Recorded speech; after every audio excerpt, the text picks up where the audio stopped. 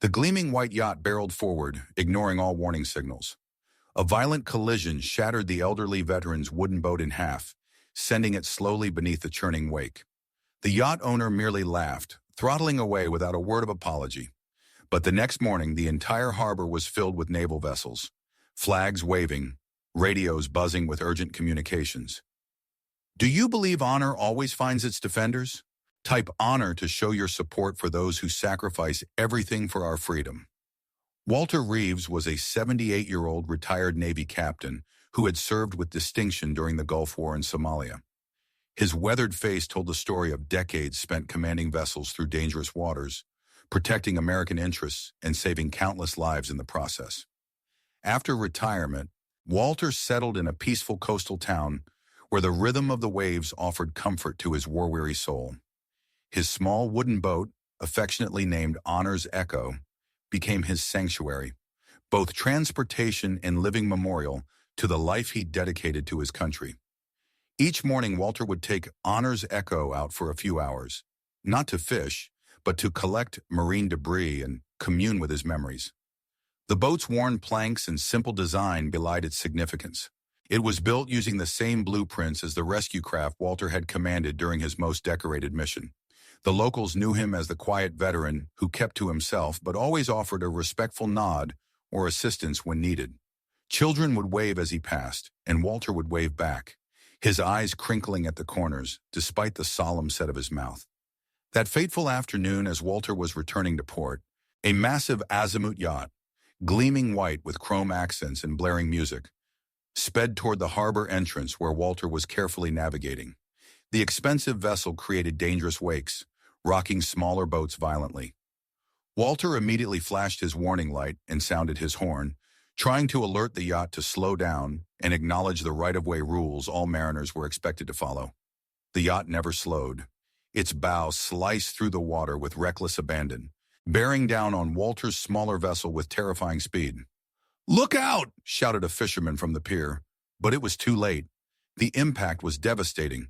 The yacht's reinforced hull smashed directly into Honor's Echo, splintering the wooden craft as if it were made of matchsticks. The boat that had weathered countless storms broke apart, quickly taking on water. Walter clung to the mooring line, crying out in anguish, "Stop! That's my home." The yacht's owner, a middle-aged man with slick-back hair and designer sunglasses, stood on his upper deck and laughed loudly. "Get a real boat, old man," he called out, not even cutting his engines as he continued into the harbor. Not a single person among the party guests aboard the yacht looked back as Walter's treasured vessel disappeared beneath the waves. The music continued unabated, champagne glasses clinked, as if destroying someone's prized possession was nothing more than a momentary distraction. Walter sat slumped at the edge of the dock, clutching a broken piece of wood. The section of deck where he'd sat countless mornings, watching the sunrise after nights when sleep eluded him. A young boy walking with his father pointed toward the veteran. "Dad, why is that man crying?" The father hesitated, then gently guided his son away, as if unwilling to explain to a child that sometimes the world allows injustice to go unchecked. The harbor master approached Walter cautiously. "Captain Reeves, I'm so sorry. Do you want me to call someone?" Walter shook his head slowly, eyes fixed on the ripples where his boat had vanished. "There's no one to call. My family's gone. My crew is scattered. Honor's Echo was the last thing that connected me to who I was." As dusk fell, Walter remained on the dock, watching silently as salvage divers recovered what little they could. A waterlogged photo album, his service medals in a sealed box, and the hand-carved nameplate that had adorned the stern of Honor's Echo for 20 years. The local fishermen offered condolences as they passed, but most harbor visitors simply walked by, viewing the old man's grief as an uncomfortable spectacle to be avoided. No one recognized that they were witnessing the heartbreak of someone who had once commanded respect from admirals, a man who had navigated battleships through enemy waters, now left adrift by casual cruelty. The next morning, Walter reported the incident to the harbor patrol and local police. He arrived early, dressed in his cleanest shirt, the only concession to formality he could manage after losing nearly everything he owned. A young officer took notes with obvious disinterest, glancing at his watch repeatedly. The small police station buzzed with activity around them, but none of the attention was directed at the elderly veteran's plight.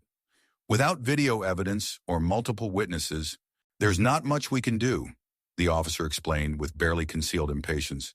It becomes a civil matter. Property damage. You'd need to file an insurance claim and work through the proper channels. I don't have insurance, Walter replied quietly. The boat was built by hand. It wasn't registered as a modern vessel. It was classified as a historical craft. The officer sighed, tapping his pen against the desk. Then I'm afraid there's nothing we can do officially. You could try to identify the yacht owner and pursue civil action, but honestly, the legal fees would probably exceed whatever you might recover. I don't want money, Walter insisted, his voice steady despite his pain. I want him to understand what he destroyed wasn't just wood and nails. It was my history. It was the last connection I had to the men who served under me. Some things can't be replaced. As Walter left the station, dignity intact but hopes diminished, he overheard a desk sergeant muttering to a colleague, "Another entitled veteran, probably trying to squeeze someone for compensation money. These old guys think the world owes them something." No one asked about the significance of Honor's Echo. No one questioned why a former Navy captain would keep such a modest vessel when his pension could afford better.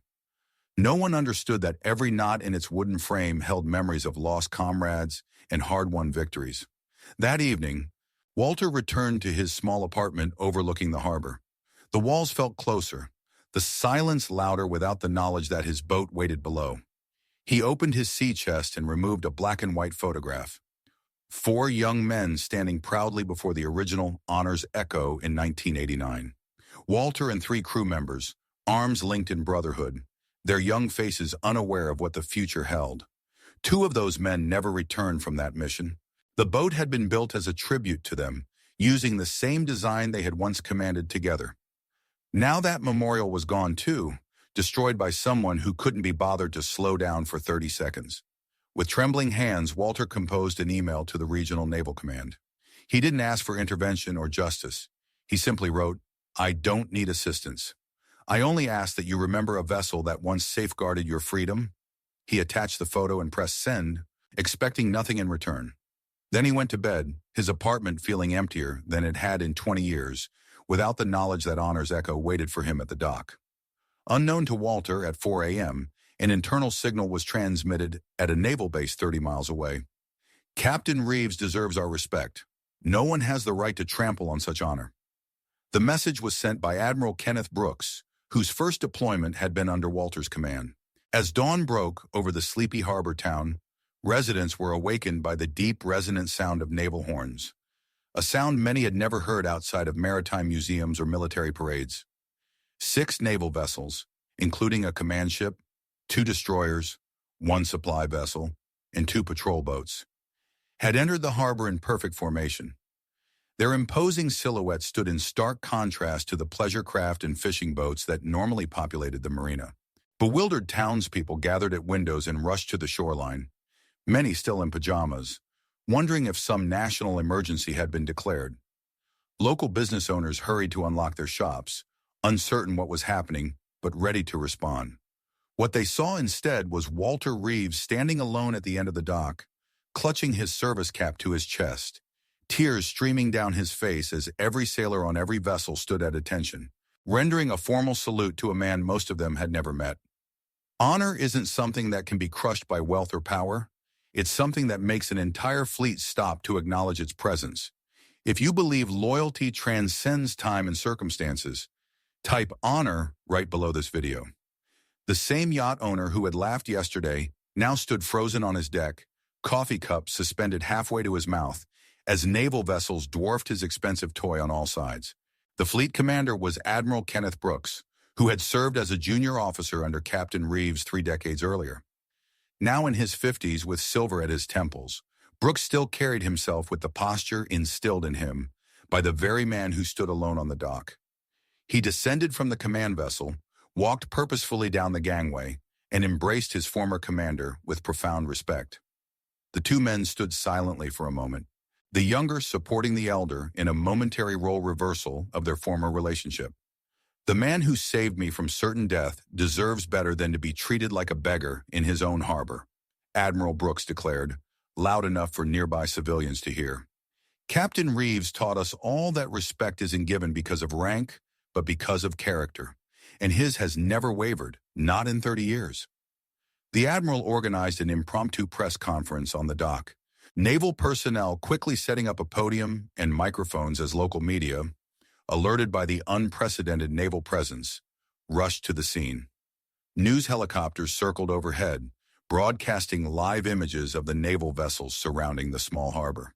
With cameras rolling and a growing crowd of townspeople gathering, Admiral Brooks revealed the truth about the unassuming veteran in their midst. Captain Walter Reeves commanded the rescue mission that saved 12 sailors from a sinking vessel during classified operations in 1989. When their extraction was compromised, he personally navigated hostile waters in a small craft, the original Honor's Echo, avoiding enemy fire to bring those men home. The Admiral continued, his voice carrying across the now silent harbor. The boat that was destroyed yesterday wasn't just transportation. It was built as a replica of that rescue craft, honoring the memory of those who didn't return from that mission. 2 of Captain Reeves's crew made the ultimate sacrifice, ensuring the rest of us could come home.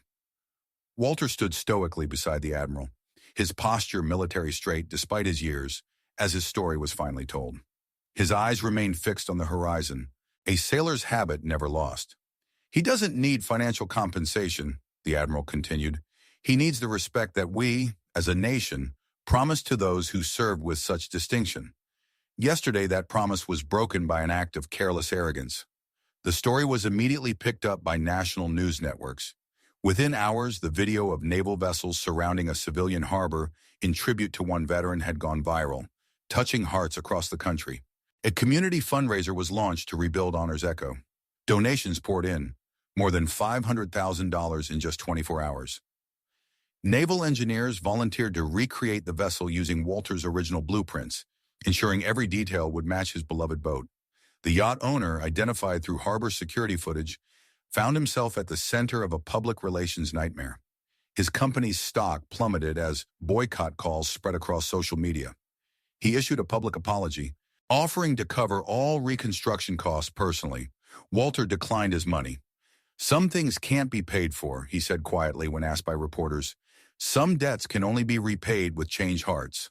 3 weeks later, the new Honor's Echo was christened at the exact spot where the original had sunk. Thousands attended, townspeople, officials, school children, and naval personnel in dress uniforms, forming a sea of white against the harbor's blue waters. The rebuilt vessel was perfect. Every plank, every fitting meticulously recreated. But there was one addition, a small bronze plaque mounted on the stern that read, Honor's Echo, we remember. As Walter stepped aboard, his hand trembling slightly as it touched the polished wheel, the entire harbor erupted in applause. Naval vessels sounded their horns in salute. Retired servicemen and women stood at attention, many with tears in their eyes. A young boy called out from the crowd, Are you a real captain, sir? Walter smiled gently, the first genuine smile many had seen from him. No, young man. I'm just someone who keeps his promises to the sea. The local school superintendent announced that Walter's story would become part of the district's history curriculum, teaching children about service, sacrifice, and the quiet dignity of those who defend our freedom. The harbor master, who had watched helplessly as Honor's Echo was destroyed, presented Walter with a permanent honorary position on the harbor's governing board. Your wisdom and experience should guide us, he said. We were blind to the treasure we had in our midst. That evening, as Walter took Honor's Echo for its maiden voyage, he wasn't alone. Dozens of small craft followed respectfully at a distance.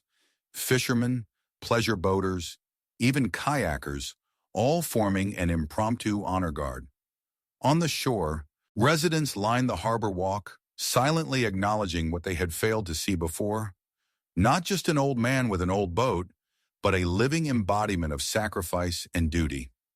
Each morning thereafter, Honor's Echo could be seen gliding across the water at sunrise, not as a statement, but as a reminder that sacrifice should never be forgotten.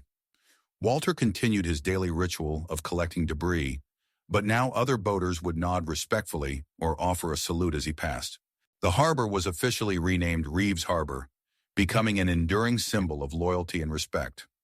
A simple monument was erected at the entrance, the silhouette of a small boat cutting through waves with the words, "Honor endures," beneath it. Walter began inviting local veterans to join him on morning sails, creating an informal therapy group where those struggling with their return to civilian life could find understanding without judgment. The quiet hours on the water provided healing that conventional treatments couldn't match. When asked about his military past by curious tourists, Walter now had only one response. "I was once a sailor. Now I just try to be a decent human being." The yacht owner, profoundly changed by the experience, established a foundation funding boat-building programs for troubled youth, with veterans as instructors. The first project each class completed was a miniature replica of Honor's Echo, teaching patience, craftsmanship, and respect for maritime traditions. On the anniversary of the incident, something remarkable happened. Naval vessels from 3 allied nations coordinated a sail-past tribute, their crews standing at attention as they passed the small harbor where an old wooden boat was moored. Justice doesn't always arrive through anger or retribution. Sometimes it comes through the unified respect of those who understand the true meaning of service. The most powerful legacies aren't built in marble or metal, but in the hearts of people who recognize integrity when they see it. Every morning, Walter still patrols the harbor waters, removing debris and helping stranded boaters, creating not just a cleaner environment, but a living lesson in humble service. If you believe kindness and honor should be protected to the very end, subscribe to TT Hero Stories. TT Hero Stories, because some heroes never stop serving.